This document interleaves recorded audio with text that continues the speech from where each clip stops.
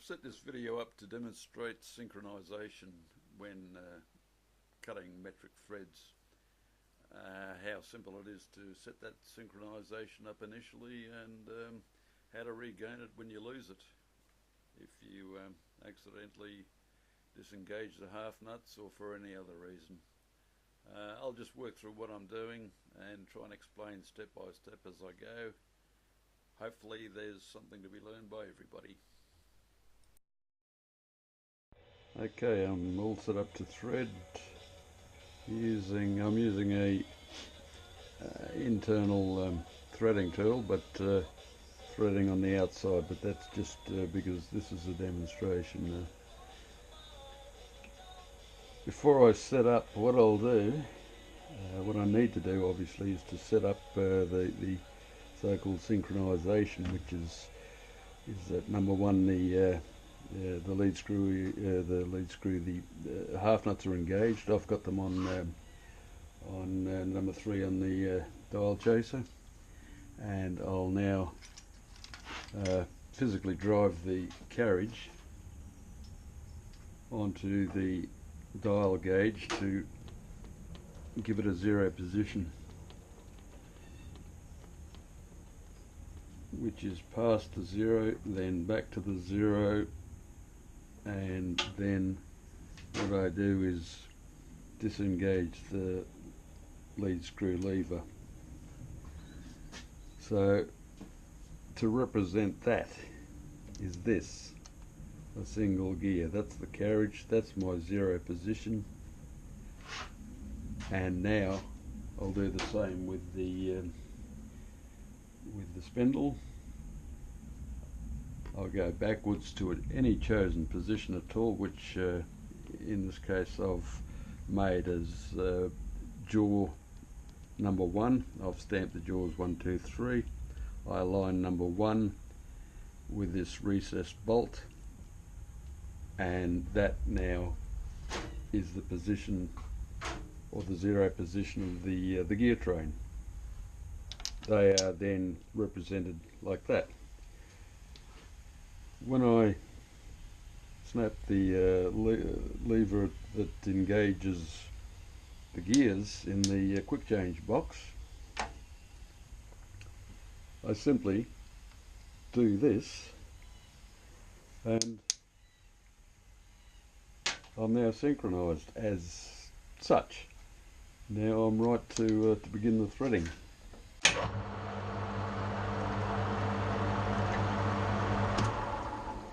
Incidentally, I've got a cam stop here, or not a stop. It turns the motor off when the carriage reaches that point, so everything's safe here. The dial gauge is safe. The material, the tool, everything is safe. So that's how I like to do things. Normally, if I was doing certain threading, I might have the dial gauge way down at the other end by the tailstock, but it doesn't matter as long as I get a 0 situation set up on both here and here.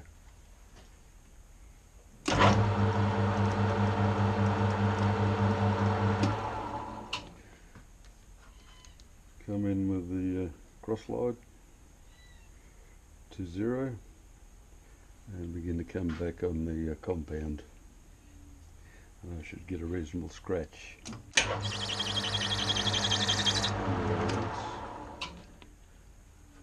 Okay, that's the thread I'm looking for, and even though it leaves a little bit of residue behind, or a little bit of cut behind, you can see that that's a good thread. I'll do a few, and then I'll disengage the half nuts.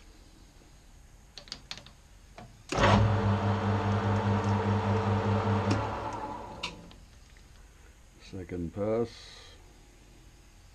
a bit deeper.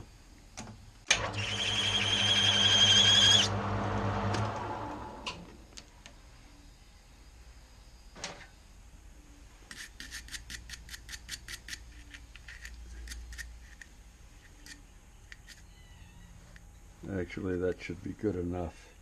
That should be good enough to show that yes, I'm getting the 2mm thread that I'm after, and that all is set up well. Now I'll do what I told we mustn't do, and that is disengage the half nuts and lose all the synchronization.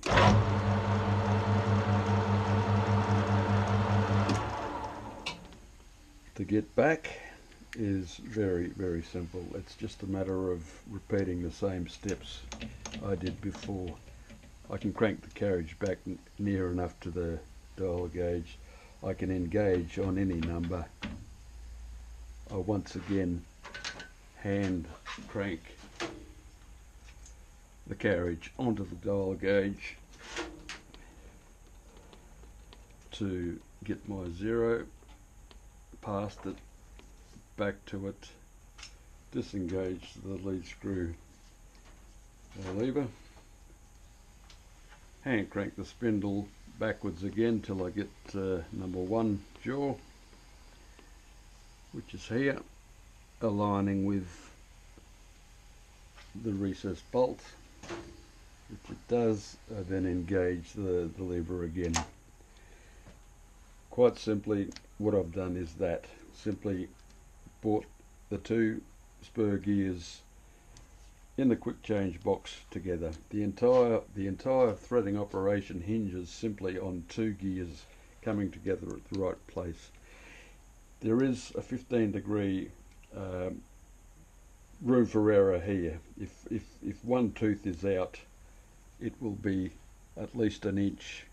That will be an inch out as it's turned backwards and forwards.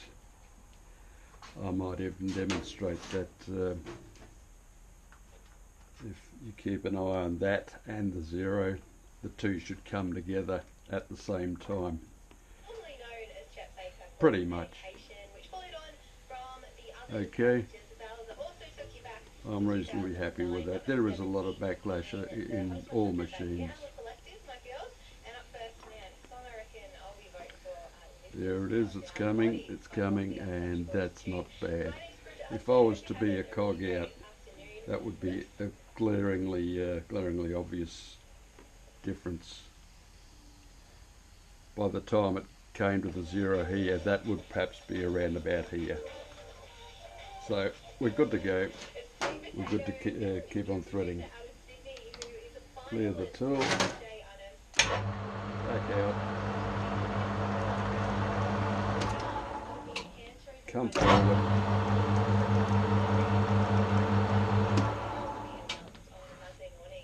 bring the cross slide into its 0 again, compound and thread.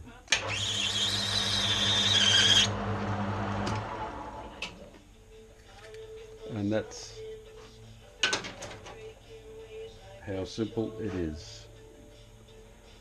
I certainly hope this makes you look at metric threading through different eyes, and I certainly hope it saves a lot of heartburn, as most of us have had over the years with doing it.